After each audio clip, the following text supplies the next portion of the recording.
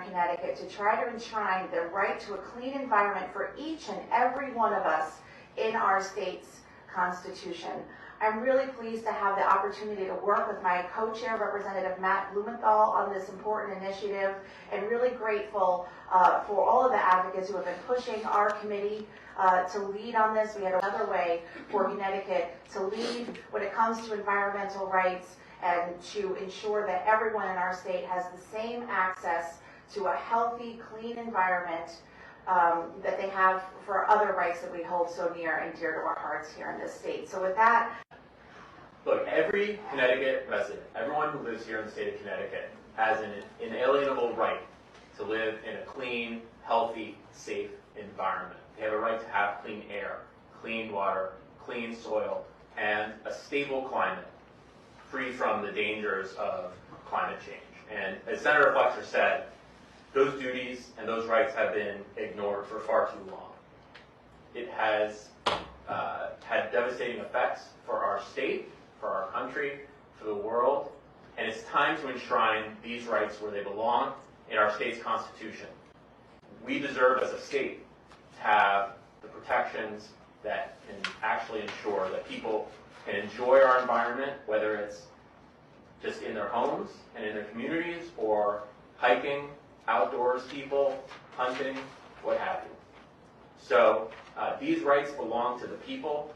They belong in our state Constitution, and we need to protect them not only for this generation, but for all the generations to come. So that's why we'll hear from Maya Van Rossum, who is a national leader of Green Amendments for the Generations. Maya, thank you so much for being here today, and thank you for your leadership on this issue. Welcome. Thank you.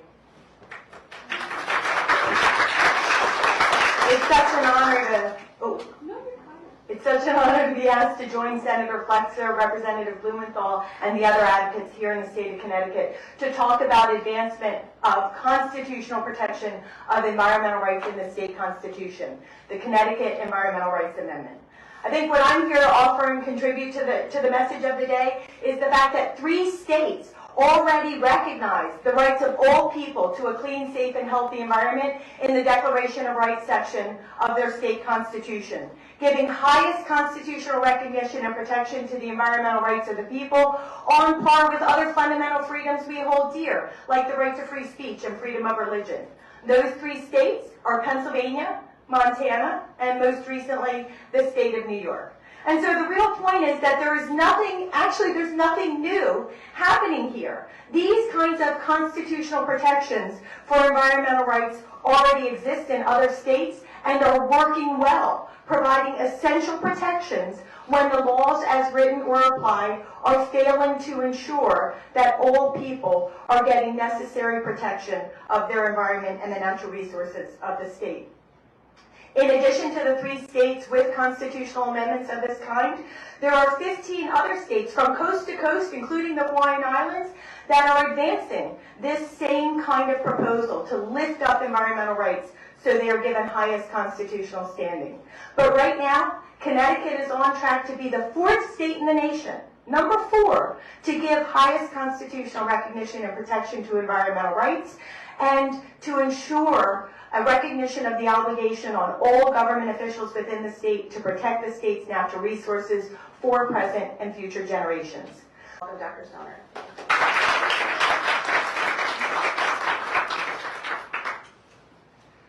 Thank you, Senator Flexer and Representative Blumenthal, and thank you, Maya Van Rossum, for coming to Connecticut. As we said, the Connecticut Environmental Rights Amendment would put the basic human rights to clean and healthy air, water, soil, ecosystems, and environment, and a safe and stable climate into the Declaration of Rights of our state constitution, which is where they belong. These elements are essential for human life, and they need the same protection as other basic human rights. You can't be free if your environment is making you sick or killing you. Next, we will hear from what I think is the most important speaker we'll hear from today, Nora Romeo, who is here today. She's a 3rd grade student. If we don't do everything we can in our state to protect our environment, I don't know what kind of world Nora's going to have when she reaches the age that all of us are at. And so, How few butterflies and other pollinators are around because they are in danger of being killed off by pesticides. We have only seen koalas and other animals in books because more and more wildlife is becoming extinct. Even the air and the sun is dangerous. If we continue to ignore the warnings, what kind of planet will our children have? My brother and I have tried to do our part in healing our planet, but it feels lonely when you can only make a small difference. By the time we are old enough to sit where you are, it will be too late. We are looking to you to take action now and take this first step in leading everyone in Connecticut to work together to make a better environment for us and future generations. Thank you. I'm going to call my colleague, Representative Mary Muschinski, who, as you've heard, has been a leader on these issues for a very long time. And Frank, this is a really wonderful amendment, and when it goes to the public, I am sure the public will approve it.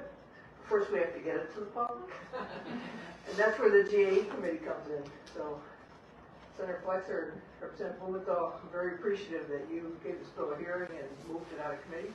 And members of GAE, we've had a hard time getting this thing to the floor, and thank you for GAE committee folks for doing that for us.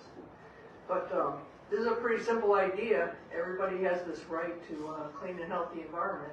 And in our state constitution now, I hope I don't repeat what somebody else said, but in our state constitution now, we have the right to an education, and people can use that as leverage if there's an unfairness going on. And this would be the same idea. We would put the right to a clean and healthy environment in the state of Connecticut Constitution, and that would be expected that we have that right. And if people didn't have that right in a certain neighborhood, they could come after the state and say, this is our right and it's being violated, just as we do now. First and foremost, zero frivolous lawsuits have been brought using Green Amendment language in the 3 states where they exist. The number of really meaningful lawsuits that have been brought are all about serious issues of significant concern. Win or lose, the litigation has been about important issues, but the cases that are being brought are really bringing about meaningful change in critical protections that otherwise would be denied communities. That often when we consider a constitutional amendment, the concern is, well, basically, will this erase all of our existing law or something like that? Just want to remind people, we have other rights in our Constitution too, and every amendment to our Constitution doesn't erase those rights. It means they have to be balanced against one another. Right? An amendment that's going to lead to litigation only when the other organs of government have failed, when their municipality has failed to listen to them, when we as a legislature have failed to listen to them. And only then do we imagine, and evidence has shown, will the judicial process be